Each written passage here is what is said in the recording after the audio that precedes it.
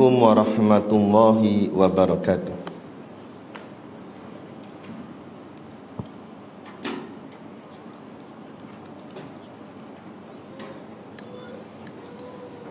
Ila hadrati Sayyidina wa Habibina wa Syafi'ina Muhammadin sallallahu alaihi wasallam. Kehadirat junjungan kita, kekasih kita dan pemberi syafaat kita Nabi Muhammad sallallahu alaihi wasallam. Semoga selawat dan salam ke atasnya. Wa ila arwahi abaihi wa ikhwanihi minal anbiya'i wal mursalin.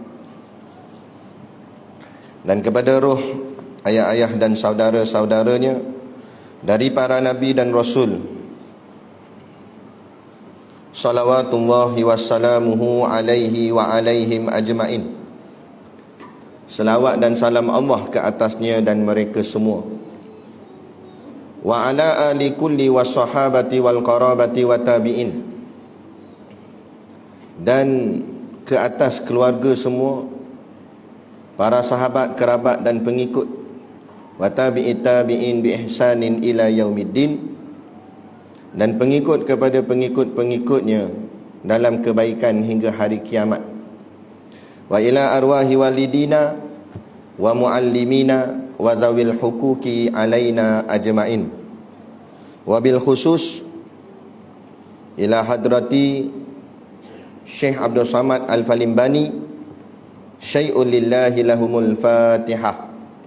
A'udzu billahi minasyaitonir rajim. Bismillahirrahmanirrahim.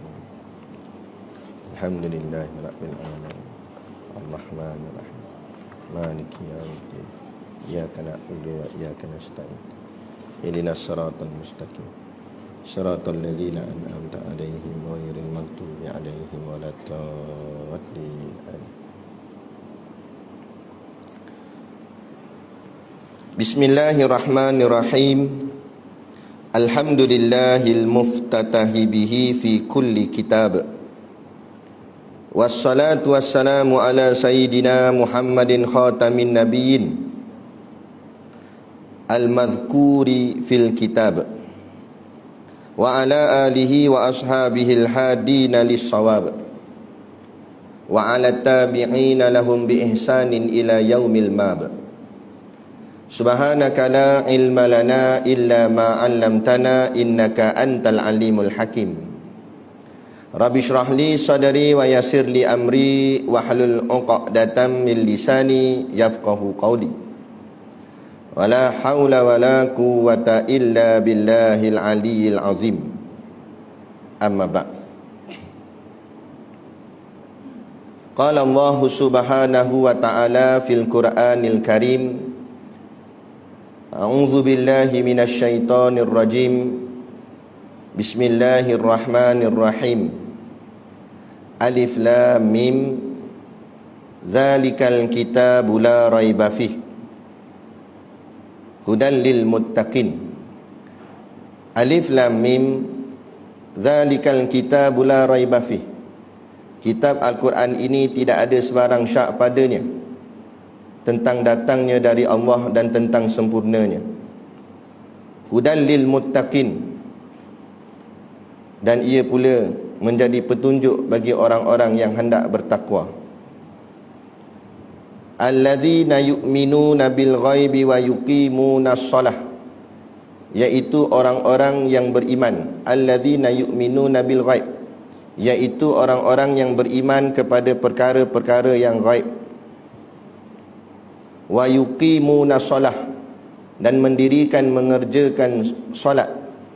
Wa mimma razaqnahum yunfikun.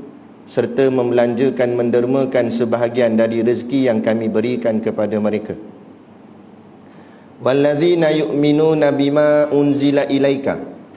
Dan juga orang-orang yang beriman kepada kitab Al-Quran yang diturunkan kepadamu, wahai Muhammad. Wa ma unzila min qablik. Dan kitab-kitab yang diturunkan dahulu daripadamu. Wabil akhiratihum yuqinun. Serta mereka yakin akan adanya hari akhirat dengan sepenuhnya. Qala Rasulullah sallallahu alaihi wasallam. La yu'minu ahadukum hatta akuna ahabba ilaihi min walidihi wa waladihi wan nasi ajmain. Atau kama qala rawahu Imamul Bukhari. Mafhum hadis. La yu'minu ahadukum, tidaklah beriman seorang dari kalian, hatta akuna ahabba ilaihi, hingga aku lebih dicintainya, min walidihi, daripada ibu bapanya, wa waladihi, anak-anaknya, wan nasi ajmain, dan dari manusia seluruhnya. Hadis riwayat Imam Al-Bukhari. Dan berkata hukama, laisa kullu ma yalma'u zahban, laisa kullu ma yalma'u zahaban, tidak setiap yang berkilat itu adalah emas. Pertama-tama sekali kita merafakkan setinggi-tinggi kesyukuran kehadраtillah Subhanahu wa taala yang dengan limpah dan kurnianya diizin oleh Allah Subhanahu wa taala pada kita pada malam ini untuk sama-sama kita menyambung kuliah pengajian kitab kita, iaitu kitab Hidayatus Salikin yang dikarang oleh Syekh Abdul Samad Al-Palembang, yang moga-moga dengan pengajian ini akan mengelokkan lagi segala gerak kerja kita, ibadat kita kepada Allah Subhanahu wa taala, sehinggalah Allah menerima kita sebagai hamba-Nya yang dikasihinya, sehinggalah Allah menempatkan kita di tempat yang paling dikasihnya, iaitu syurga-Nya nanti di hari akhirat, insya-Allah. Amin ya rabbal alamin. Yang saya hormati pengerusi surau dan seluruh saf kepimpinannya, para imam, para bilal, tok-tok siap yang tak dapat kita nak sebutkan namanya satu persatu, yang amat-amat disanjungi para asatizah, ustaz-ustaz dan ustazah yang hadir pada malam ini, mohonlah ditegur kepada hamba yang fakir dalam bidang ilmu ini, sekiranya apa yang disampaikan dan dikongsikan ada salah dan silapnya.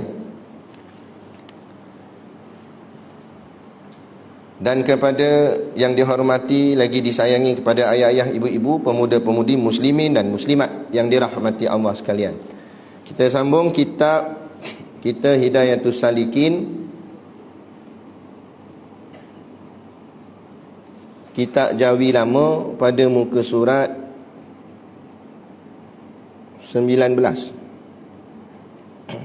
Kitab Jawi lah.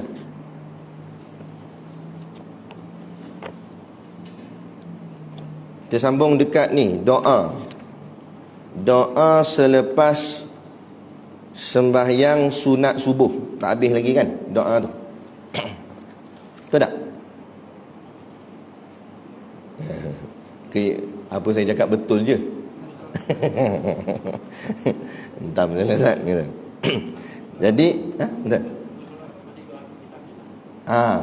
Maksud kita tak sama, tapi tajuk sama. Jadi kita sambung lagi doa yang dijadikan amalan oleh Rasulullah SAW sesudah sembahyang sunat subuh. Bukan sembahyang subuh, sembahyang sunat subuh. Ini sembahyang sebelum sembahyang subuh. Doa dia panjang, tak habis lagi. Kita sambung pada doanya yang bunyi Allahumma wa ma da'ufa anhu, kat situ. Okay, saya baca dulu.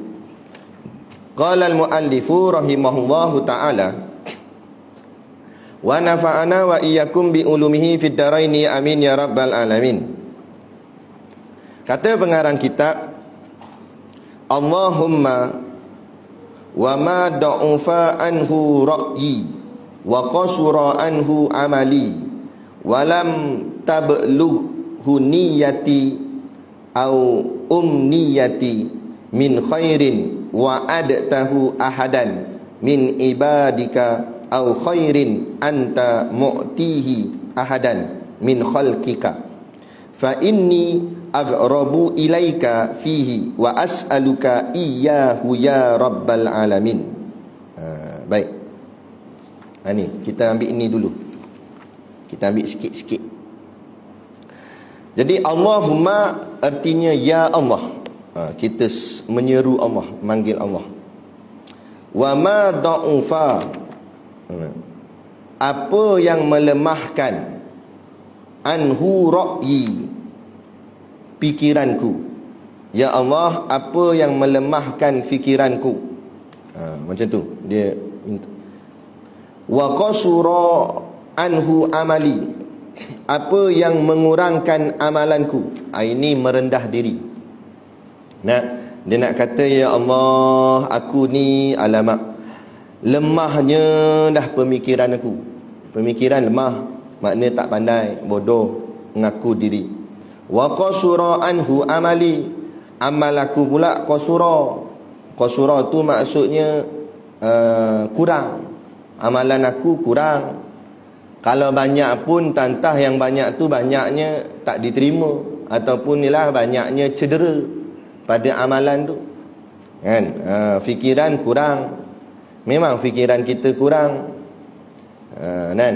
Fikiran kita ni lemah, kita tak mampu nak fikir, kan? Apa yang elok untuk kita kadang kita pun tak tahu. Ada, kita cuma mampu buat je. Kita mampu cuba-cuba buat. Jadi tak jadi, itu kehendak Allah. Sebab tu jangan kita rasa kita hebat. Sebab tu dalam doa ni ulama-ulama ajar, Nabi ajar kita, dalam doa ni rendah diri sungguh. Dia beginilah, dengan Allah Ta'ala ni, lagi kita rendah, lagi tinggi makam. Lagi kita merendahkan diri kita pada Allah, lagi tinggilah Allah angkat kedudukan kita. Kalau tengok dalam cerita peristiwa Isra' wal Mi'raj yang baru-baru ni kita duk sambut Isra' Mi'raj kan, dalam kitab Kifayatul Muhtaj karangan Syekh Daud, dalam tu diceritakan tentang bila Nabi dah naik sampai ke langit, sampai langit 7, masuknya mustawa, naik atas lagi Hadratul Qudsi. Nabi berkata-kata dengan Allah Ta'ala. Nabi sujud kepada Allah, tak angkat-angkat kepala. Kemudian Allah perintahkan, ya Muhammad, angkat kepalamu dan mintalah apa yang kamu nak minta. Nabi kata, wahai Muhammad, angkat kepala dan mintalah permintaan apa kamu nak minta. Sebab Nabi sampai kat tahap yang tertinggi ni, sampai Hadratul Qudsi, yang dalam sejarah tak pernah ada orang boleh sampai lagi kat situ. Malaikat Jibril yang rapat dengan Allah Ta'ala pun, duk ambil wahyu selalu pun, tak boleh sampai situ. Nabi sampai, maknanya satu benda yang sangat-sangat istimewa. Kemudian Allah perintahkan kat Nabi, mintalah apa nak minta. Nabi sujud, tak angkat kepala, Nabi sujud lama. Allah kata, wahai Muhammad, angkat kepalamu dan minta apa kamu nak minta. Kalau kita gak, Allah tak suruh angkat kepala lagi, angkat dah. Banyak ni kalau ikut nak minta ni. Orang permintaan orang kampung pun ada kirim banyak ni. Kalau kita nak. Nabi Muhammad minta tak? Dalam kitab cerita, Tok Guru kami duk ajar kami kan, ini cara berdoa ataupun cara meminta. Cara Nabi tu, Allah, indah. Nabi tak minta. Tapi yang Nabi cakap, bila Allah kata angkat kepalamu wahai Muhammad, minta apa kamu nak minta, Nabi tak minta apa-apa. Nabi cuma cakap, ya Allah, dekat Nabi Ibrahim engkau bagi dia gelaran Khalilullah. Dekat Nabi Sulaiman engkau bagi dia kerajaan yang besar, sehingga kan habis makhluk semua tunduk pada dia, jin, binatang-binatang. Dekat Nabi Daud engkau jadikan lunak suaranya sehingga boleh melenturkan besi. Tu Nabi Daud hebat. Dia baca kitab Zabur, burung yang sedang berterbangan jatuh kerana mabuk sebab merdunya suara Nabi Daud. Jatuh burung dengar Nabi Daud baca kitab Zabur. Kita baca jatuh agak cicak. Tapi bukan sebab sedap, sebab salah makhraj. Salah hukum tajwid. Yang tak dengung pun dengung, tu tergolek cicak dengar. Nabi Daud hebat kan? Nabi cerita apa Allah bagi kat setiap nabi-nabi yang dulu-dulu. Kat Nabi Musa kau bagi begini, kat Nabi Isa kau bagi begini. Semualah Nabi cerita. Tapi Nabi tak cakap apa, Nabi tak minta apa. Kata Tok Guru kami, nampak tak indahnya sifat Nabi. Nabi segan nak meminta-minta kepada Allah Ta'ala. Ini yang makam tinggi. Segan nak meminta-minta kepada Allah Ta'ala. Jadi Nabi cerita je apa yang Allah beri pada Nabi-Nabi yang lain. Dalam arti kata lain, sampai ke aku, terpulanglah wahai Tuhan, kau nak bagi apa. Akhirnya Allah bagi pada Nabi yang lebih daripada semua Nabi-Nabi yang lain. Ada contoh-contoh lah. Ayah kita tanya, Mat, kamu nak apa? Kita tak minta, kita cuma bagi tahu. Dekat Abalong ayah bagi 500. Dekat Angah hari tu ayah bagi 450. Dekat Alang ayah bagi gini sebut habis semua. Dan bahagian saya ikut ayah lah. Kan? Agak-agak ayah dia nak bagi apa? Kalau sebab macam tu ayah bagi lebih lah. Kalau tak lebih pun kurang-kurang sama. Ini dak bila ada YB datang ke mana ke, orang-orang besar datang, dia tanya nak minta benda ni peruntukan. Kami ingat nak buat tandah, dia kata. Dapat tandah tu dia tak. Patut ceritalah, dekat Tokong sana hampa pi bagi banyak ni. Dekat Kuil itu dengar kata kat berapa ribu hampa bagi. Kat kami ni orang Islam. Nah, dia pun fikir-fikir balik, Tokong bagi banyak ni, Kuil bagi banyak ni. Takkan Masjid Surau nak bagi setakat tu je. Tu yang dia bagi lebih. Ni dak ditanya nak apa? Nak buat tandah. Lah kali dapat tandah je lah. Tu tak pandai cara meminta. Kata Tok Guru. Kan? Ni. Ni doa. Doa ni jangan meninggi diri. Rendah. Tengok macam doanya Nabi. Allahumma wa ma da'ufa anhu. Ya Allah, nak berapa banyaklah apalah aku ni dhaif, lemah pemikiran aku, anhu ra'i, lemahnya lah pemikiran aku, tak boleh nak fikir kan, banyaknya silap, banyaknya salah, kita tak mampu fikir, tak payah fikir benda lain, fikir diri kita tak mampu dah. Sebab tu kita kena sentiasa merendah diri. Jangan overconfident. Jangan overconfident. Buatlah apa pun, segala usaha dan ikhtiar, tetapi biarlah pek dengan kata-kata insya-Allah, dengan izin Allah, dengan pengharapan dan pergantungan kepada Allah. Ni tidak confident sangat.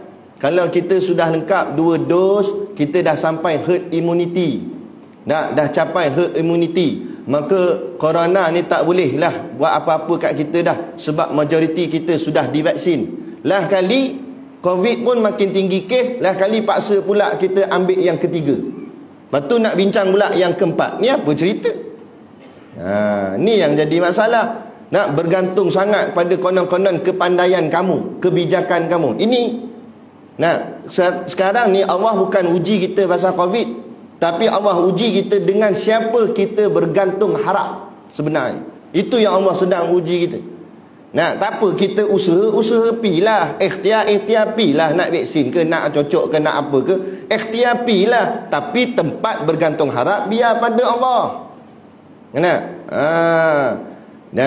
Nak bahagian cakap sebut gantung dengan Allah tu biar menteri agama lah. Dia kata gitu pula. Dan menteri lain tu tak ada agama ke benda? Semualah kita orang Islam, tak kisah kita pegang portfolio apa pun, cakap kita cakap Quran, cakap hadis, cakap kita cakap tentang agama, cakap kita cakap biar bergantung harap dengan Allah, walaupun kita setakat menteri kesihatannya. Dan bermasalah sebutlah.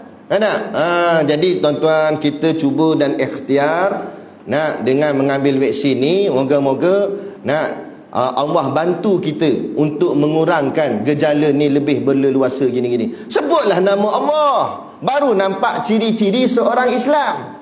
Kalau orang kafir tak pelik, dia tak sebut nama Allah, memang nama pun kafir.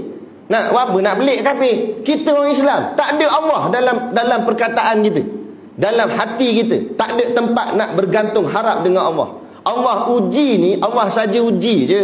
Bukan masalah besar pun bagi Allah ni, yang masalah kita. Allah mudah je bagi Allah ni. Mudah tak mudah kalau Allah nak hilangkan COVID? Kun fayakun, jadi maka jadilah. Bukan payah pun. Allah boleh buat hilang serta-merta hari ni juga, saat ni juga Allah boleh buat. Tapi Allah sengaja nak biarkan kita kena apa semua ni sebab Allah nak test kita. Allah nak uji kita. Situ saja Allah nak uji kita. Allah nak tengok aku buat gini, dengan siapa kamu berharap? Dengan aku atau dengan kepandaian kamu sendiri? Ni. Ayat ni kata Imam Ghazali, kalaulah Allah buka hijab kamu, ramainya manusia hari ini sujud kepada hawa nafsunya sendiri. Nak bertuhankan hawa nafsunya sendiri, bertuhankan diri sendiri. Maksud bertuhankan diri sendiri, pandang diri sendiri tu yang hebat, yang pandai, yang bagus, yang cerdik. Inilah Barat kafir laknatullah, doktrin kita dulu lagi semenjak merdeka. Dia susun pengajian kita, sekolah kita biar ada peringkat-peringkat tertentu, peringkat-peringkat tertinggi, sehingga kan bila kita ada title-title tertentu, kita rasa macam kita pandai. Kita ada profesor, kita ada doktor, wah kita rasa macam kita ni hebat dah, kita rasa macam kita ni bijak. Title tu sebenarnya tak salah, tapi perasaan rasa hebat tu yang salah. Perasaan rasa dia pandai tu yang salah. Ni doa Nabi ni. Nabi tu orang paling hebat dah. Kalau paling pandai Nabi lah. Kita ni setakat boleh hafal Quran. Nabi tu Quran turun kat dia, turun kat Nabi terus, wahyu tu. Tapi Nabi doa, Allahumma wa ma da'afa anhu ra'i. Nabi doa. Nampak tu sifat Nabi. Ya Allah, aku ni ya Allah lemahnya fikiranku. Dia merendah diri. Tu. Jadi Nabi nak ajar kita rendahkan diri. Hebat mana pun kita, tinggi mana pun jawatan kita, tak ada apa nilai pada diri kita, melainkan semuanya kurniaan daripada Allah. Kalau kita bijak pun sebenarnya Allah pinjamkan sekejap bijak tu pada kita. Bukan kita pun, kan kita bijak. Lepas tu Allah nak tunjuk, kamu rasa kamu bijak sangat dengan title profesor kamu tu, hebat sangat dengan kecanggihan teknologi kamu, selesaikanlah masalah ni. Sampailah tak boleh selesai. Tak boleh selesai. Bukan Malaysia je, satu dunia tak boleh selesai. Tak payah panggil saintis Malaysia tu, saintis Amerika, saintis Rusia, hebat-hebat belaka dah. Buatlah kajian, tak boleh lepas juga. Padahal Allah hantar bukan makhluk yang besar, Allah hantar cik je corona ni, sampai mata kita pun tak dapat tengok dengan mata kasar. Halu je. Allah bukan hantar burung Garuda, Allah bukan hantar yang besar-besar makhluk dia, Allah hantar kecil. Kalau kecil ni pun hang tak boleh nak buat, kalau aku hantar besar, agak-agak macam mana hidup kamu? Allah nak ajar kita kamu tu lemah. Allah nak ajar kita gitu.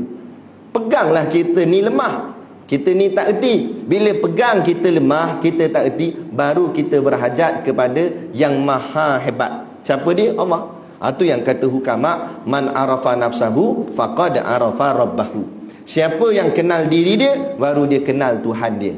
Kenal diri maksud apa? Kenal diri kita ni serba lemah, kita ni kekurangan, baru kita berhajat kepada yang maha hebat. Hari ni orang berlumba-lumba nak tunjuk hebat, nak rasa dia lebih hebat daripada orang. Sedangkan Nabi ajar kita rendahkan diri kita. Tak rugi apalah rendah diri. Daripada orang ingat kita pandai, lebih baik orang ingat kita bodoh. Walaupun mungkin kita pandai, tapi orang sangka kita bodoh, tu lebih baik. Tapi kita nak tunjuk kat orang yang kita ni pandai, kita nak tunjuk kat orang yang kita ni warak, yang kita ni amal banyak. Habis semua benda amal nak tunjuk kat orang. Dan akhirnya tak nampak kelemahan diri, yang dia nampak kelemahan orang lain. Dia sibuk menunjukkan amal dia, akhirnya dia memperlekehkan amalan orang lain. Itu bahaya. Di doa Nabi nak ajar kita, Allahumma wa ma da'ufa anhu ra'yi. Ya Allah, apalah yang melemahkan fikiranku ini, wa qasura anhu amali, dan kurangnya amalku. Amal kita kurang. Kita confident ke tuan-tuan? Kita semayang banyak-banyak, kita puasa, kita berzikir, kita derma, semua amal kita buat ni kompom ke semua Allah terima? Belum tentu. Tapisnya banyak. Pertama sekali, akidah kena tepat. Kalau nak kira sembahyang dia Syiah pun sembahyang, tapi agak-agak Allah terima tak sembahyangnya Syiah? Tak terima sebab akidah tak betul. Jadi akidah kena betul dulu. Kata Imam Ghazali, la tasihhu ibadah illa ba'da ma'rifatil ma'bud. Tidak sah ibadat melainkan setelah dia kenal siapa yang dia sembah.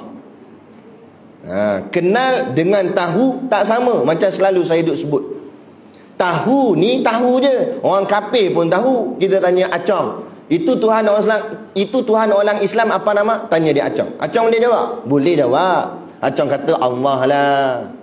Tapi bila kita tanya detail sikit, dalam sikit, kita tanya itu Allah apa sifat? Ayya mana wa tahu. Dia kata itu lu tanya lu punya ustaz mah. Dia kata dia tak tahu sifat Allah. Memang tak pelik dia tak tahu sifat Allah sebab dia kafir. Sekadar dia tahu nama Allah, memanglah dia tahu sebab biasa duk dengar orang duk sebut. Sama gak kita.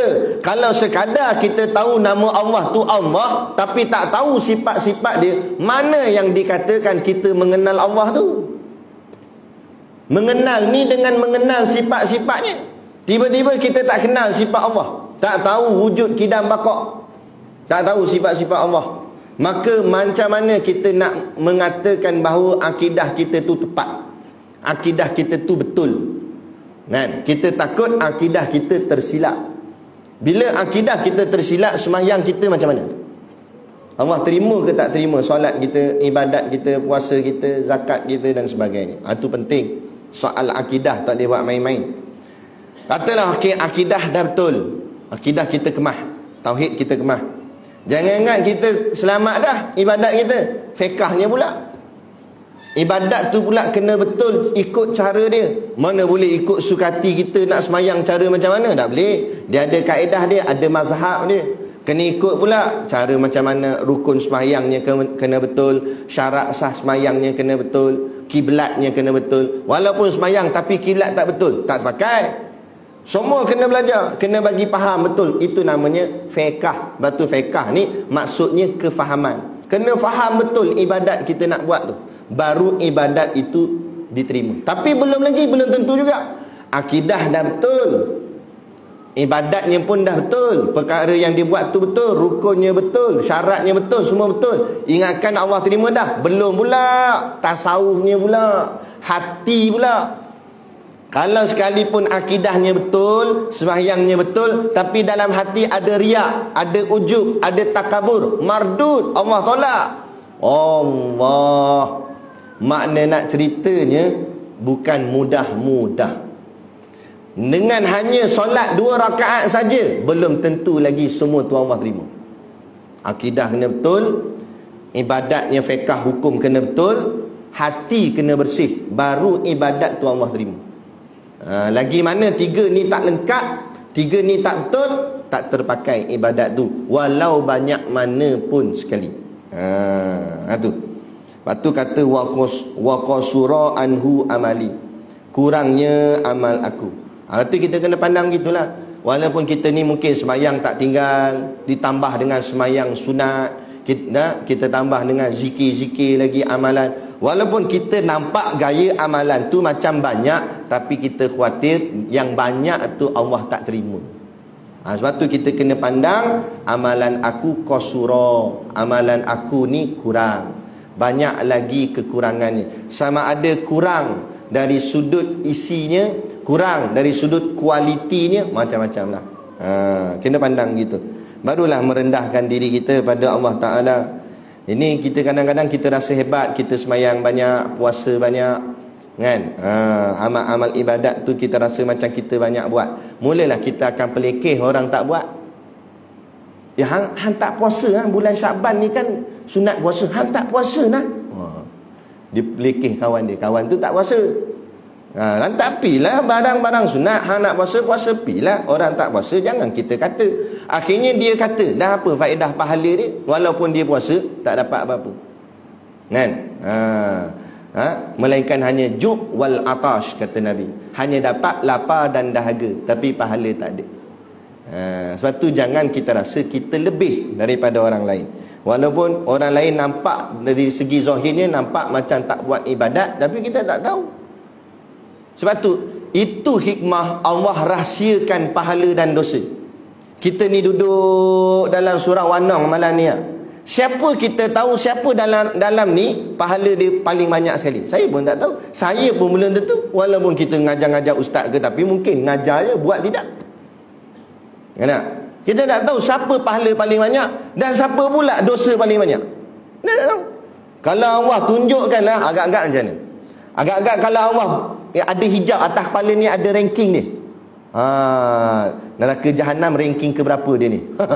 Agak-agak nak keluar rumah jumpa orang. Jumpa dah, tengok dosa banyak ni, pahala sikit, orang segan nak keluar. Nanti orang kata apa, tengok dosa aku banyak. Ada malu. Hari ni tidak.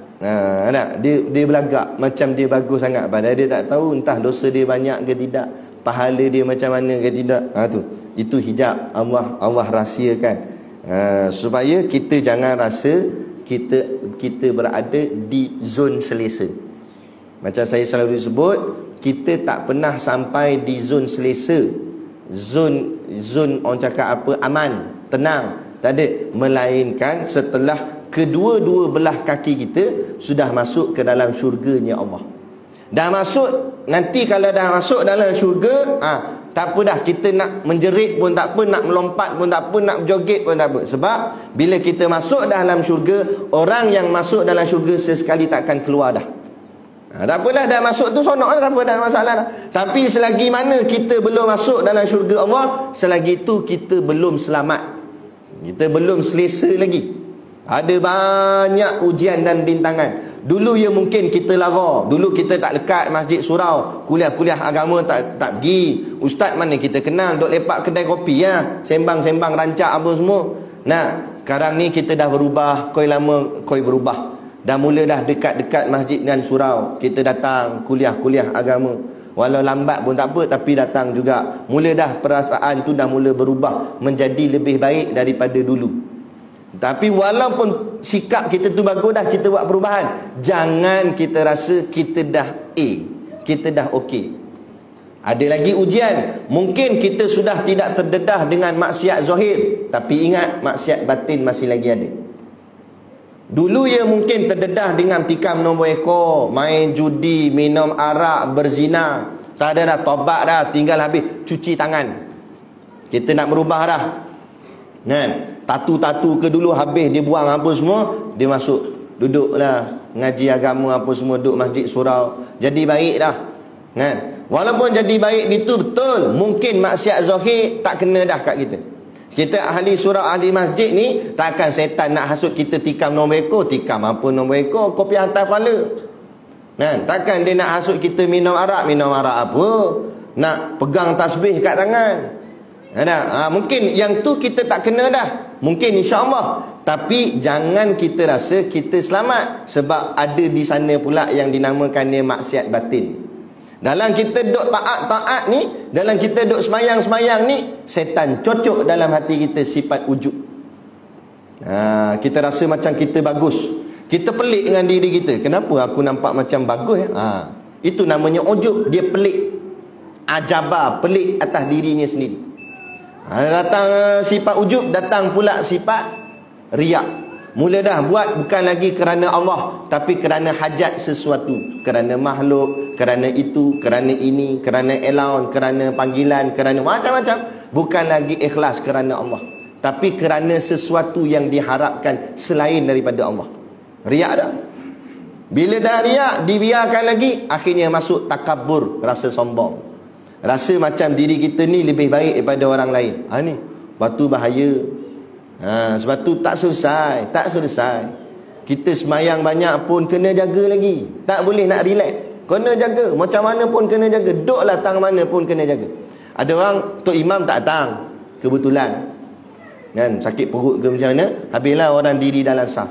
Siapa nak jadi imam, nampak dia nampak macam berjuruh sikit, janggut labuh, nak berserban kopiah apa semua, orang pun tarik, sila jadi imam.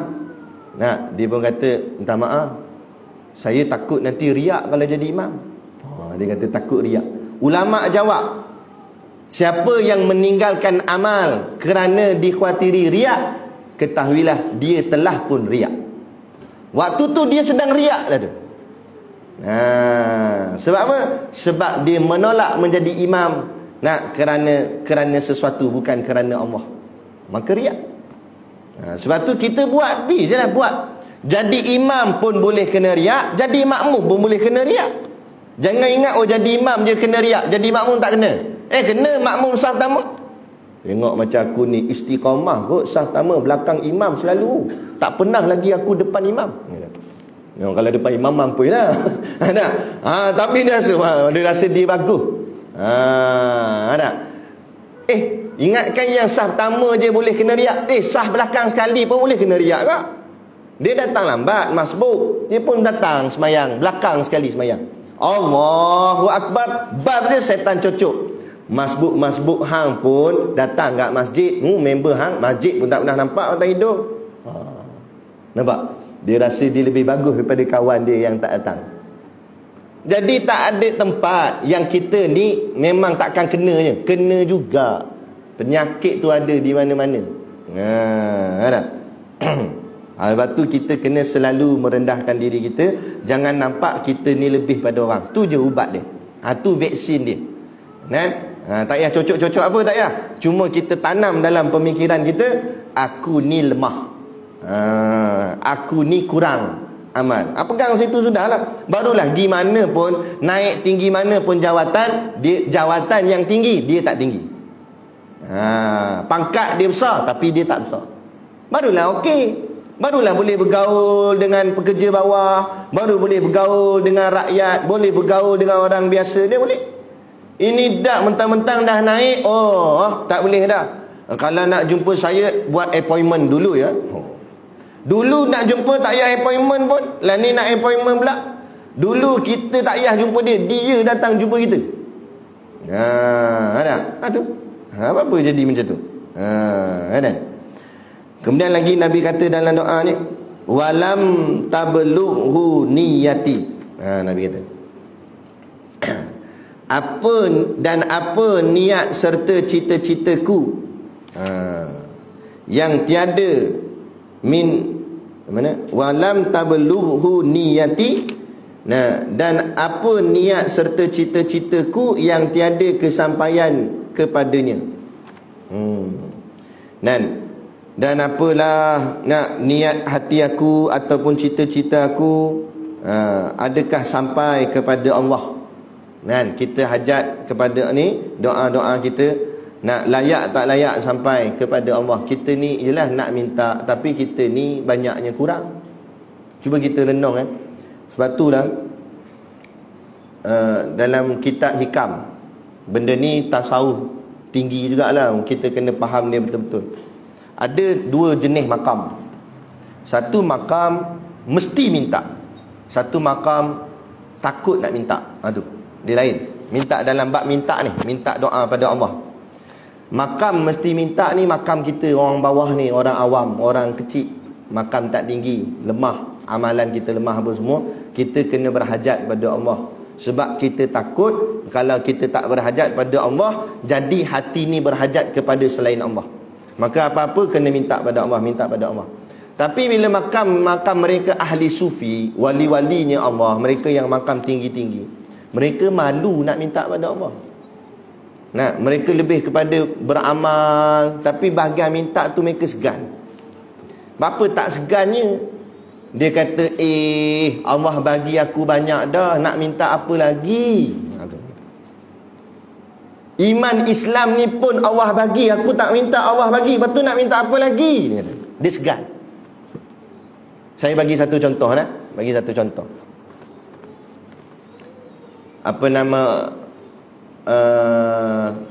Penasihat ataupun orang kanan setiausaha SU kanan MB, setiausaha kanan Menteri Besar, berbanding dengan kita setakat rakyat biasa, orang biasa. Kalau kita perlu minta, MB tolonglah, saya bumbung bocor rumah saya ni, tiang sengit, nak makan beras tak ada, kita minta lah kat dia. Ya, memang sebab kita ni susah waktu tu, mintalah dekat MB contoh. Tapi kalau orang kanan MB nak minta apa lagi? Dia nak minta bumbung ke? Dia nak minta beras ke? Nak kena makan penampung dengan MB tu? Aku lantik hang, orang kanan aku pun cukup baik dah. Nak minta macam-macam lagi. Seolah-olah macam tu. Tu maksud dia, kedudukan makam. Sebab tu bila Nabi Ibrahim alaihissalam, dalam dia tengah terbang, tercampak ni depa lestik dia nak masuk ke dalam api yang besar tu, dalam duk terbang tu syaitan kata kat dia, Ibrahim, doalah pada Tuhan, moga Tuhan selamatkan kamu ni, kamu nak kena masuk dalam api ni. Nabi Ibrahim cakap apa? Allah bukan tak tahu, Allah tahu. Aku serah pada Allah lah. Nak minta apanya? Kalau Allah kata aku mati dengan sebab api tu, matilah aku. Kalau Allah kata aku hidup, hiduplah aku. Aku serah pada Allah bulat-bulat. Sebab dia makam Nabi. Nak minta apa lagi? Jadi Nabi dah. Jadi dia serah pada Allah. Macam tadilah doa Nabi kita, Nabi Muhammad tadi. Nak minta apa lagi? Banyak ada Allah bagi. Tapi ada pun kita yang rendah ni kena minta, jangan satgi orang nak campak itu dalam api, bukan Allah tak tahu aku nak kena campak dalam api ni. Tengok, masuk mati sungguh. Rentung tu situ. Tak boleh lah, kita kenalah. Sebab apa? Sebab kita ni rendah. Jadi kena berhajat. Makam kedudukan kita tu. Dia begitu. Jadi kata Nabi, walam tablughu niyati. Banyaknya lah hajat-hajat aku ni sampai ke tak sampai kepada Allah. Hajat-hajat kita ni nak sampai, layak tak layak sampai. Tuan-tuan, kadang-kadang lepas tu kadang-kadang ahli-ahli sufi ni, wali-wali Allah ni, bila dia sakit dia malu nak minta kepada Allah tu supaya sembuh, supaya sihat. Bagi kita kena minta lah.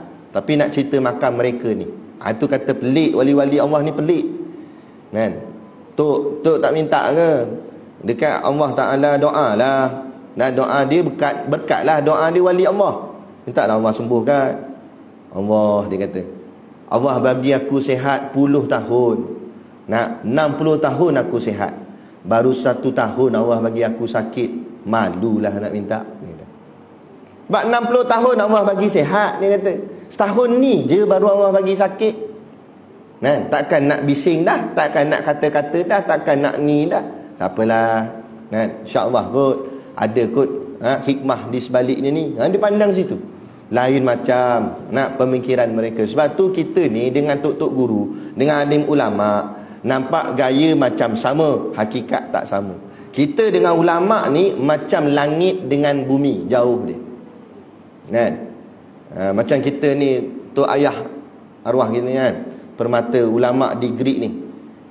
Nampak macam sama je kita dengan dia, lebih kurang pakai baju gitu ni, nak pergi masjid. Tapi pemikiran dia dengan pemikiran kita tak sama. Pemikiran dia sikit-sikit Allah. Mulut dia Allah aja sebut. Kita lapar lah. Lapar sebut. Nampak? Duit tak ada sebut duit. Nak ingat ke Allah tu jarang-jarang sekali. Boleh lah bahagian duduk di surau baru nak sebut nama Allah. Duduk kat pejabat, payah nak sebut nama Allah. Tu kadang-kadang dia jadi begitu. Tu tak sama kedudukan kita.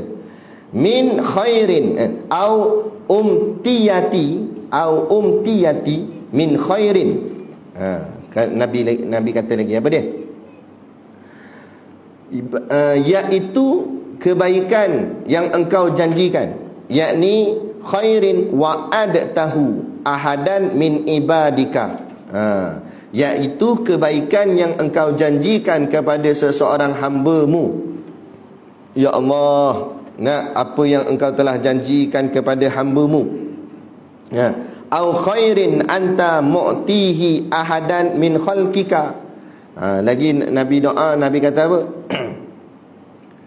Atau kebaikan yang engkau berikannya kepada seseorang makhluk-Mu. Maksudnya dia nak maksudkan sini, ya Allah, lemahnya pemikiran aku, kurangnya amal aku, amal-amal aku ni sampai ke tidak kepadamu, sempurna ke tidak padamu, tapi aku yakin janji engkau itu pasti. Maksudnya yakin, walaupun amalan kita kurang macam mana pun, selagi ada amal, selagi itu Allah balas. Sebab tu jangan memandang rendah terhadap amalan yang sedikit. Itu Syekh Nuruddin Al-Banjari, dia karang sebuah kitab namanya La Tahkiran. Maksud La Tahkiran, jangan kamu meremehkan Meremehkan apa? Amalan-amalan yang kita nampak macam kecil je, tapi sebenarnya Allah bayar, Allah berikan ganjaran. Dan apa saja Allah bayar tak pernah sedikit. Tak payah susahlah. Dalam kitab lah Tazkiran, Syekh Nuruddin letak satu hadis dalam kitab tu. Hadis tu menceritakan bahawa siapa yang membersihkan rumah Allah, membersihkan surau, membersihkan masjid, dia nampak tai cicak, bukan besar mana tai cicak, cik dia halus, dia ambil berus, dia kuih-kuih gitu, buh dalam dia punya nyodok dia tu, pergi kat luar, dia buang. Dengan dia bersihkan rumah Allah, walaupun sekadar besar tai cicak sahaja, Allah binakan mahligai syurga di nanti di hari akhirat sana. Kalau mahligai Allah bina, takkan syurga tak ada. Dalam syurga dapat, mahligai pula dapat. Padahal cuci, bersihkan tai cicak je dalam rumah Allah. Dengar-dengar ni dia cari tai cicak. Tak jumpa tai cicak, dia cari cicak. Kata, weh berak aku nak cuci ni, dia kata. Ni pahala. Nak ceritanya, buat amal sedikit tapi ganjaran Allah tu besar. Mana nak cari? Mana ada kerajaan atas dunia ni, kita kerja sikit gaji lumayan. Tak boleh. Kerja kena banyak. Itu pun kadang-kadang gaji tara tu juga. Kerja Allah separuh nyawa, minta maaf cakap. Nak kerja jadi polis, jadi tentera ni, jaga sempadan ke apa, menghadap musuh, nyawa di hujung tanduk, berapa hangat gaji dapat. Nak ada seorang pegawai polis tu, kan, saya baik dengan dia lah, rapat gitu. Sekali tu jumpa dia ni tertoreh ni atas kening ni. Saya tanya, awak jatuh motor ke benda? Dah Ustaz, bergelut dengan orang mengamuk, dia kata. Ada kes kat kampung tu, orang tu mengamuk, keluar apa nama parang apa semua ni. Jadi nak tahan dia tu bergelut. Depa polis ni ada kat belajar silat apa semua, memanglah. Tapi kalau dah saat panik tu, silat apa pun kadang-kadang tak jadi lah. Jadi dia lawan. Sekali tu dia terjatuh. Bila terjatuh, dapat kat kawan tu. Dapat kat kawan tu angkat tinggi-tinggi nak hayun. Sempat dia tahan dengan tangan dia, tahan dengan tangan gini, bahagian pisau tu, bahagian parang tu terkena sikit bahagian kening. Darah habis ni. Batulah baru kawan-kawan dia datang lagi 2-3 orang, acu pistol. Suruh dia serah diri. Baru kawan tu lepas, yang mengamuk tu lepas dia punya barang. Dia kata, kalau kawan saya tak datang hari tu Ustaz, arwah dah saya ni. Dia kata. Sebab memang tak boleh. Lepas tu saya tanya, dah apa dapat? Tak ada apa lah Ustaz, gitulah. Pampasan gitu sikit gitu je lah. Itu pun tak tahu lah. Gitu je lah. Siap. Itu kata. Bahagian dunia memang macam tu. Dunia ni membohong kita. Sebab tu dunia jangan kita pulun sangat. Sebab hasilnya macam tu je. Hasilnya bukan lumayan pun. Tapi kalau kita pulun akhirat, amalan-amalan kita buat kepada Allah, Allah tak pernah merugikan kita. Tak pernah sia-sia apa saja amalan kita buat. Kita takut-takut kita ada hutang semayang. Jadi lepas habis semayang fardu, kita buat semayang qada. Tak ada kata hutang kita sebenarnya dah habis. Dah habis dah cukup dah. Tapi kita duduk macam lagi rasa ragu-ragu, kita tetap buat. Kata orang tanya ulama, kalau hutang tu sebenarnya dah habis dah qada dah semua. Tapi dia teruskan juga sebab dia ingat-ingat macam ada lagi. Padahal sebenarnya dah habis. Ulama jawab, jangan risau, jangan gusar. Yang kita buat tu tetap Allah terima dan jadi dia sebagai sembahyang sunat. Jadi dia Allah angkat juga, Allah terima. Sebab takkan Allah sia-siakan apa saja kita buat kepada Allah. Yang kita takut, bila kita tak qada, kita ingat cukup dah, rupanya masih berhutang kepada Allah. Mati-mati Allah kata ada 2 tahun lagi hutang, kamu tak sembahyang, kamu tak qada. Mampu tak? Biar lebih tak apa, jangan kurang. Kan? Janji yakin khairin wa adtahu ahadan min ibadika. Yakin dengan janji engkau terhadap hamba-hamba engkau tak akan pernah memungkiri janji. Au khairin anta mu'tihi ahadan min khalqika, atau juga benarnya ataupun baiknya engkau ini atas apa yang telah engkau katakan, apa yang telah Allah berikan kepada kita ni, ahadan min khalqika, kepada makhluknya. Allah janjikan kita dengan kebaikan, dan kadang-kadang belum sampai hari kiamat lagi Allah dah berikan kita kebaikan atas kebaikan yang kita buat. Hasilnya kadang-kadang dunia lagi nampak dah. Kita buat baik, Allah balaskan kita dengan kebaikan, dapat sesuatu yang baik. Kalau dunia lagi kita dah nampak balasan dia, takkan akhirat tak nampak balasan dia? Kan? Jadi kalau dunia lagi kita buat baik pun Allah dah bagi macam-macam kebaikan kat kita. Kan? Lepas tu saya tak pernah anggap saya ni macam ustaz ke apa dah. Saya cuma apa yang saya belajar dengan tok guru di pondok, saya cuma kongsi balik je. Kita tak alim pun. Quran hadis pun banyak tak hafal pun. Nak baca-baca gitu je ni. Sebab ni kita dengar dah tok guru kita baca di pondok, kita baca balik kat orang gitu je, atas sekadar kongsi ilmu. Dulu saya lara, dulu perangai macam-macam hal, macam budak-budak muda lah, perangai macam. Kali tu waktu Ramadan saya pergi semayang tarawih dekat masjid, dekat tempat saya di Selangor tu lah. Lepas tu yang jadi imam masa tu umur saya 24 tahun. Ya, tua dah kita 24 tahun. Budak yang jadi imam tu umur 14 tahun. Dia jadi imam semayang tarawih. Dia baca sedap. Dia baca ayat-ayat yang kita tak biasa dengar. Kita hafal belakang-belakang gitu, itu pun kadang-kadang lupa gak. Tak, dia baca ni surah-surah lain. Ayat dia sedap lah dia baca. Lancar dia baca. Panjang dia baca. Kita semayang belakang ni terdetik di hati. Ya Allah, kalau aku boleh jadi macam dia kan bagus. Aku teringin gak dalam duk lara-lara aku ni, dalam duk jahat-jahat perangai aku ni, nakal-nakal aku, teringin juga nak jadi orang baik. Teringin juga nak jadi macam budak tu, boleh dapat hafal Quran, boleh jadi imam di masjid. Aku ni layak tak layak jadi imam. Diri sendiri aku pun banyaknya kelemahan. Terpandang gitu. Tapi siapa sangka lepas beberapa tahun begini kita jadi. Kita tak pernah sangka. Saya tak pernah sangka saya akan jadi macam ni. Nah, tapi inilah namanya kurniaan Allah. Sebab tu kita ni minta sikit, Allah bagi banyak. Sebab tu kata ulama, berjalan pada Allah, Allah berlari pada kita. Tapi kita tu dah start berjalan ke belum? Kita nak tak pada Allah? Kalau kita nak pada Allah, Allah lebih lagi akan beri macam-macam kat kita. Kan? Kadang-kadang saya kadang-kadang menong tau diri saya ni. Aku ni apa benda? Kita kenal diri kita sendiri, tuan-tuan. Kita tahu dosa apa kita buat. Kita malu pada Allah. Dalam aku ni buat jahat, banyak dosa pun kau bagi juga. Kalau ikutkan mana layak, tak layak. Dulu saya duk tengok kuliah ustaz-ustaz lain, termasuklah tok guru saya, tok guru saya. Kita tak pernah kenal dia dan dia pun tak kenal kita kat dulu. Saya tengok kuliah Ustaz Fawaz, saya tengok kuliah Ustaz Jafri. Tu semua ustaz-ustaz ni semua jadi idola saya dulu. Saya tengok, bagusnya jadi macam mereka. Tapi hari ni kenapa Allah boleh jadikan saya boleh duduk sebelah dengan mereka, jadi forum sekali dengan dia. Saya pun tak pernah fikir, jadi aku boleh berkuliah pula dengan Ustaz Fawaz. Di kota, di apa nama, di Ustaz Azhan punya tempat di Kota Raja. Kita boleh pula duduk sekali dengan ustaz-ustaz lain yang dulu kita tengok dia kat depan. Lah ni kita duduk sebelah dia pula dah. Dia kata, tak pernah fikirlah. Tapi ni kurniaan daripada Allah. Nah, kalau ikut layak memang tak layak, tapi Allah letak kita. Allah pilih. Sebab apa? Kan? Inilah kasihnya Allah. Lepas tu kita fikir balik, Allah malunya pada Allah. Tu kita buat sikit tapi Allah bayar banyak, macam mana?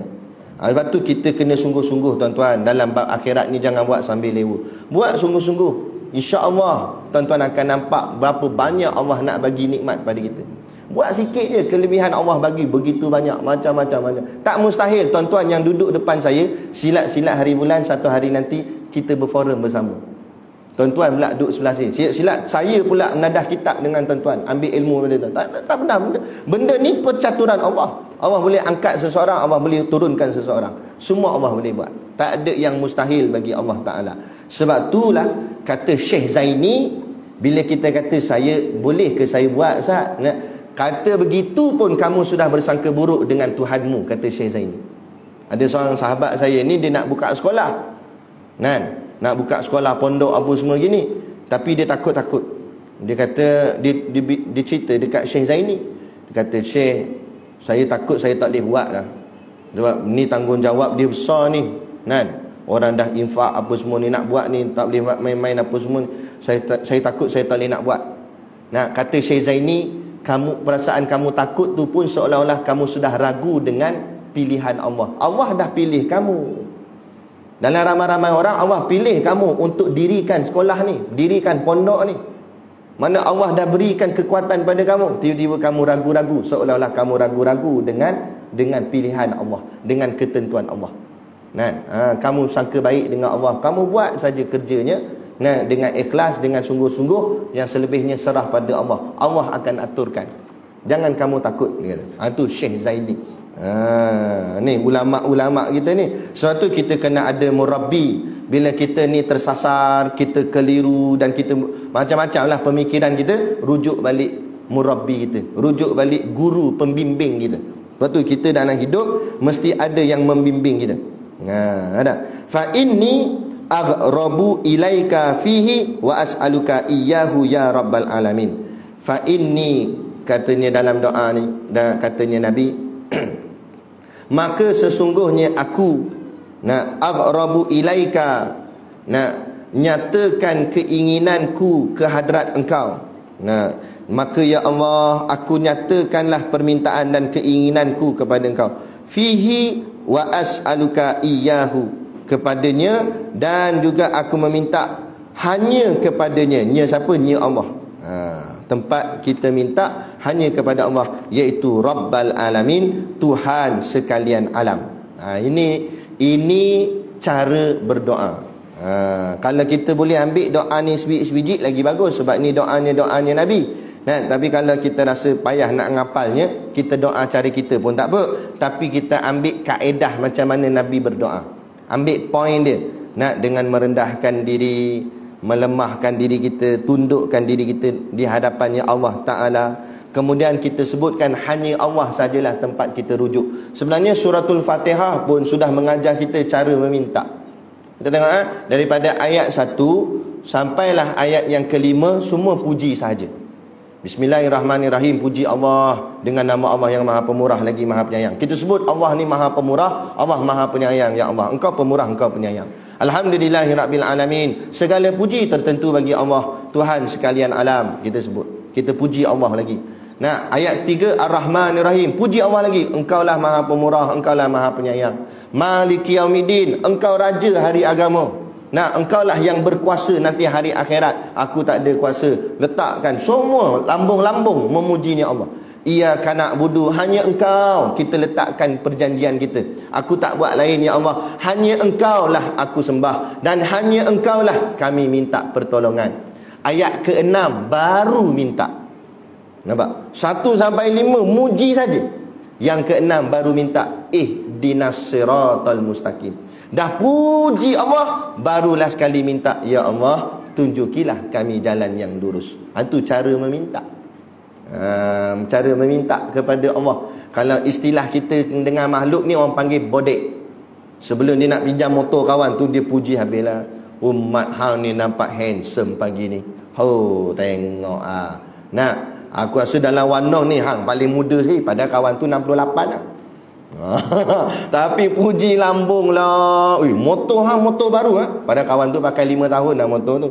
Lawa motor hang ni. Dah kali dia tanya, dah hang puji aku sangat ni, hang nak apa sebenarnya ni? Dah aku nak pinjam motor. Baru minta. Kawan tu senang tak nak bagi? Senang. Ni sampai-sampai mak pinjam motor, amboi sedap-sedap. Memang aku beli motor ni untuk hang pakai. Kawan tu peli dia balik. Tak kena cara lah tu. Biar kena cara.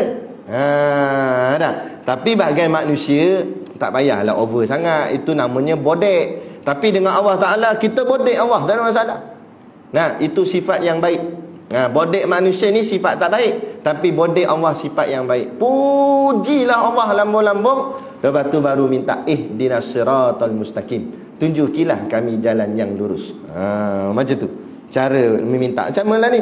Puji Allah, tundukkan diri, mengaku kelemahan apa semua, kata janji Allah itu benar apa semua. Last sekali barulah fa inni aghrabu ilaika fihi, sesungguhnya aku meminta kepadamu, wa as'aluka iyyahu ya rabbal alamin, dan aku meminta hanya kepadamu, Tuhan sekalian alam. Baru minta. Kemudian ni ada sedikit nota kaki, dia kata sini daripada kitab Ihya Ulumuddin. Hadis ini hadis Ibnu Abbas. Ini datang dengan lafaz yang lain. Dia jadi maknanya riwayat doa ni dia ada dua. Satu yang macam dalam kitab kita Hidayatul Salikin ni, satu lagi dalam kitab Ihya Ulumuddin. Dia perkataan dia tu saja lain sikit tapi maknanya sama.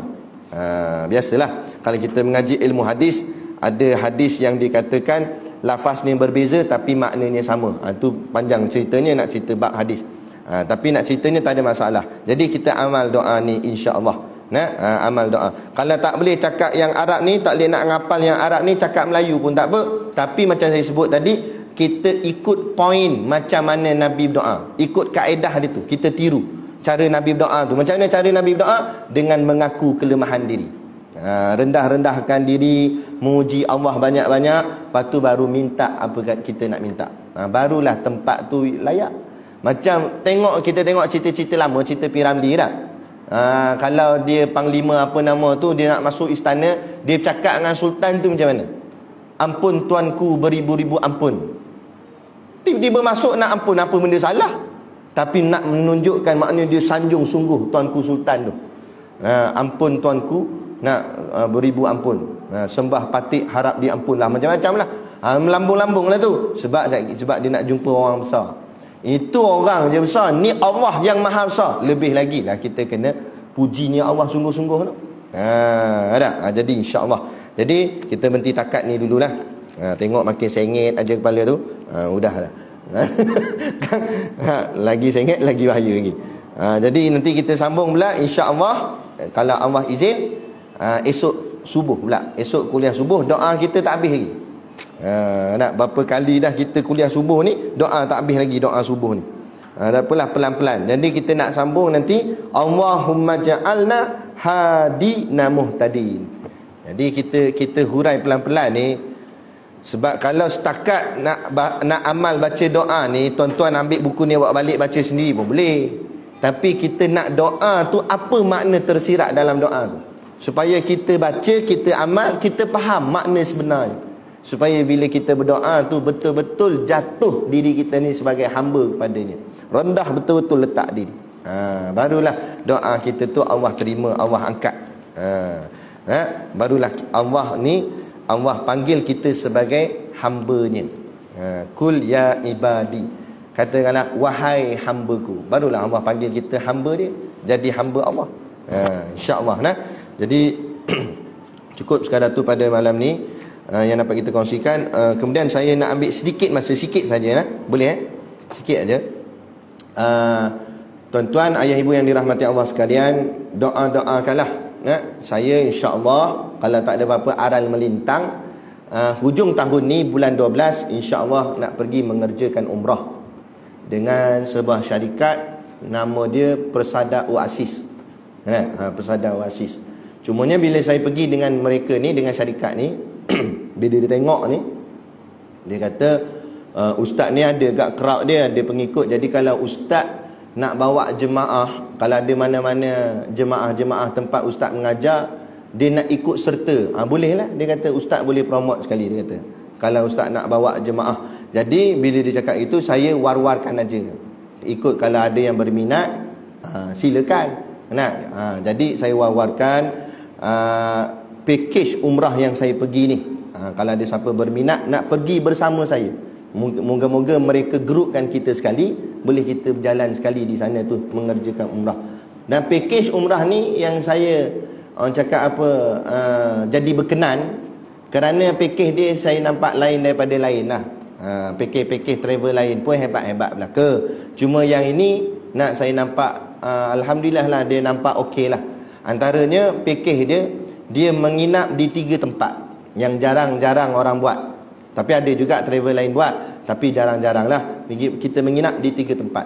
Daripada KLIA di Malaysia ni, kita terbang masuk Madinah dulu. Tak masuk Mekah dulu, masuk Madinah dulu. Kalau orang tanya kenapa masuk Madinah dulu, ada ke orang tanya saya, kenapa kita nak masuk Mekah dulu ustaz, buat umrah dulu. Pertama sekali kita nak masuk Madinah dulu kerana kita nak beri salam kepada Nabi dulu. Kerana kita kena ingat, tanpa Nabi kita takkan Islam. Kerana Nabi lah kita jadi Islam, kita kenal umrah, kita kenal Kaabah. Jadi jasa Nabi tu besar sangat. Jadi kita nak pergi untuk ziarah Nabi dulu. Kata Nabi, siapa yang ziarah aku setelah aku wafat, sama dengan dia ziarah aku semasa aku hidup.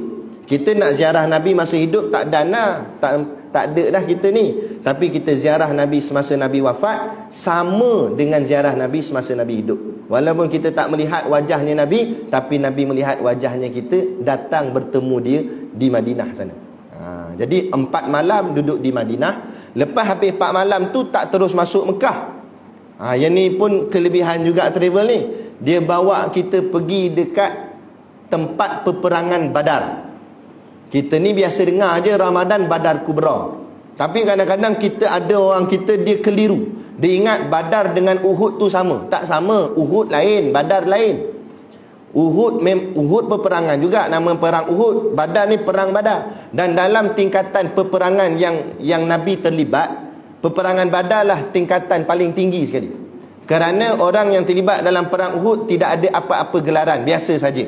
Tapi mereka yang terlibat dalam perang Badar, Nabi namakan mereka sebagai Ahlul Badar. Maknanya ada satu makam yang dimuliakan.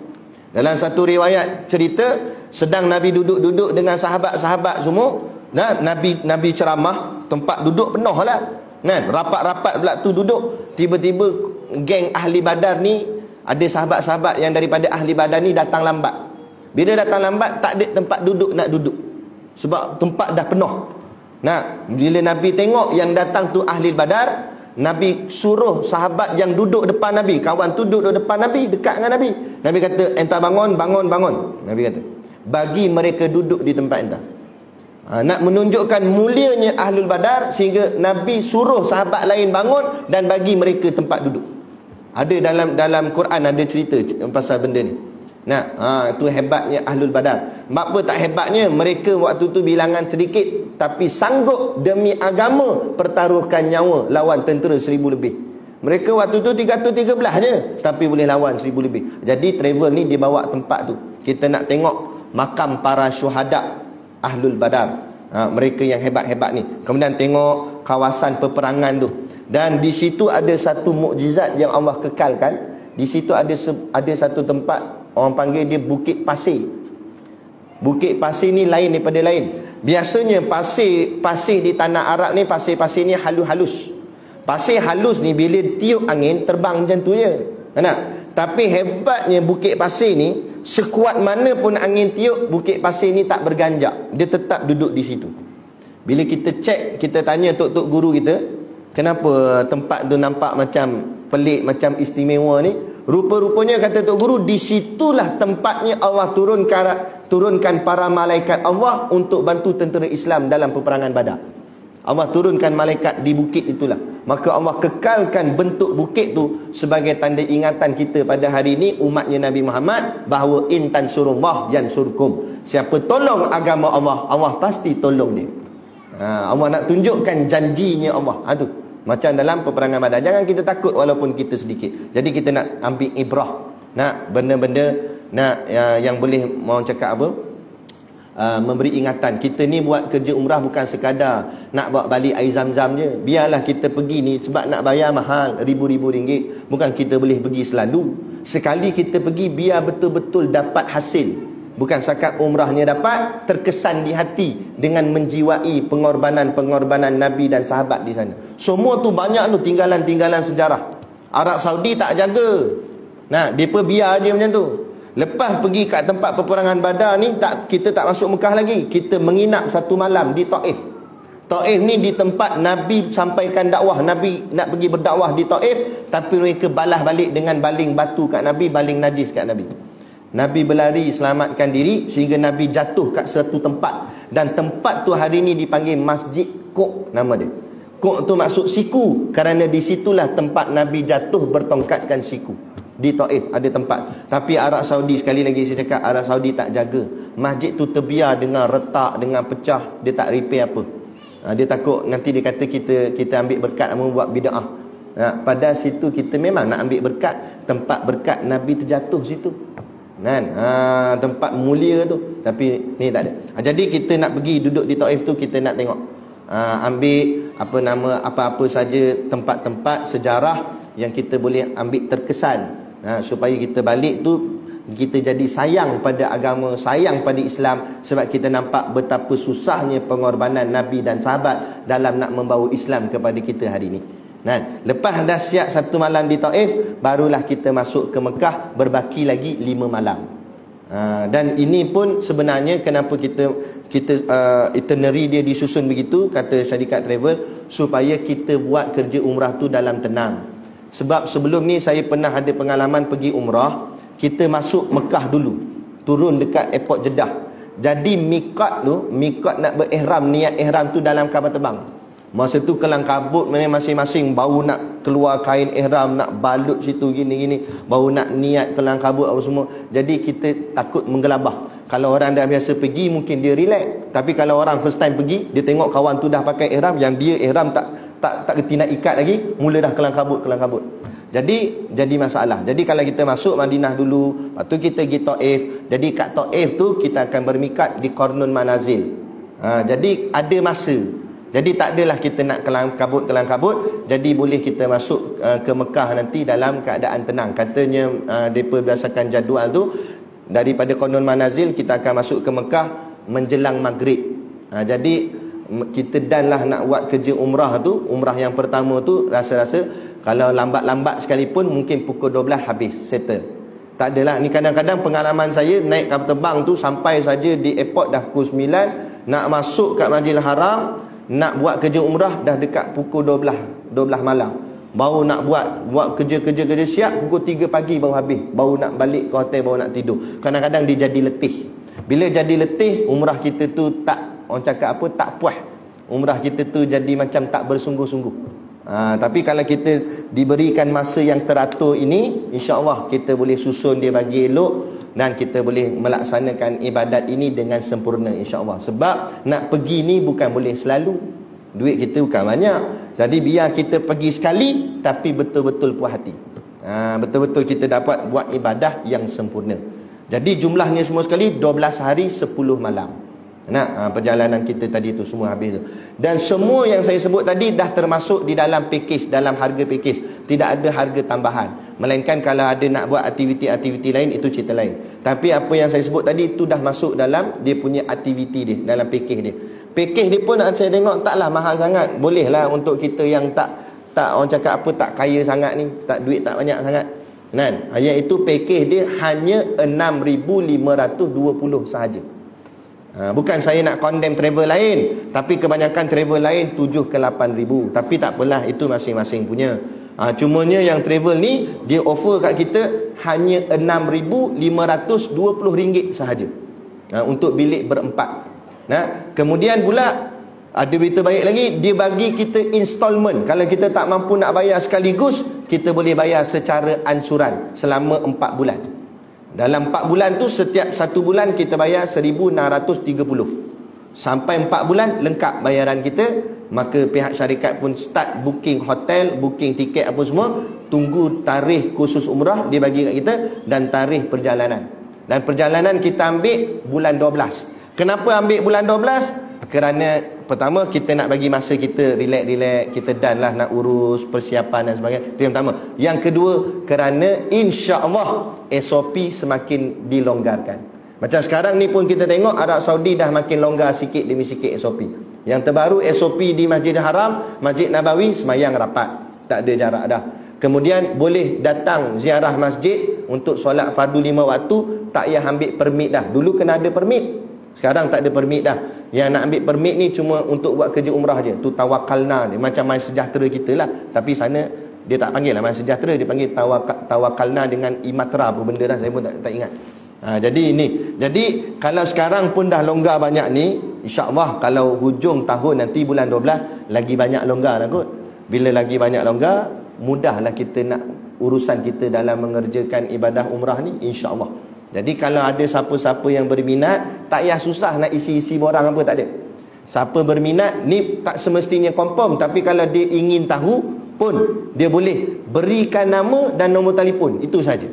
Dekat anak-anak murid saya dekat meja niaga kat luar nanti. Sambil belilah ni, jangan tak beli. Sambil beli tu bagi nama dengan nombor telefon. Jangan ingat bagi nama ni confirm tak confirm pun. Tapi dengan bagi nama dengan nombor telefon ni, kami akan bagi nombor telefon ni dekat pihak travel sendiri. Dia ada tim dia. Nanti diorang sendiri akan call tuan-tuan. Dia akan telefon masa tu nak tanya apa, tanya lah. Kadang-kadang orang banyak tanya saya, Ustaz nanti kena booster ke? Saya tak nak booster. Kita tak tahu, itu tanya travel. Diorang lebih tahu macam mana undang-undang apa. Tapi dengan kata SOP kita kat Malaysia pun, untuk keluar negara pun dah tak ketat sangat. Tapi tak tahulah, boleh tanya dia macam mana nanti apa semua. Boleh. Nanti nombor telefon tu kami bagi kat dia. Pihak syarikat sendiri akan telefon. Kemudian kita sembang lah nak tanya apa semua. Kalau betul berminat, baru dia ambil nama untuk diisikan ke dalam borang apa semua. Dan kalau nak teringin nak pergi tu dengan saya, mentionkan nak pergi dalam grup Ustaz Syakir sekali. Nanti insyaAllah digrupkan kita sekali. Bolehlah kita jalan sekali. Kalau digrupkan kita sekali, insyaAllah saya sendirilah yang jadi mutawifnya kan? Jadi insyaAllah. Jadi kalau ada siapa berminat, bolehlah selepas habis sembahyang isyak nanti boleh jumpa dengan anak murid saya. Tinggalkan nama dengan nombor telefon. Itu saja. Jadi cukup sekadar tu. Saya mohon maaf sekiranya terkasar bahasa ataupun mengguris hati mana-mana pihak. Apapun yang baik itu datang daripada Allah, dan segala salah dan silap itu kekurangan daripada diri saya sendiri dari segi adabnya. Adapun hakikatnya, kullu min indillah. Setiap sesuatu itu semuanya daripada Allah. Wabillahi taufiq wal hidayah. Assalamualaikum warahmatullahi wabarakatuh.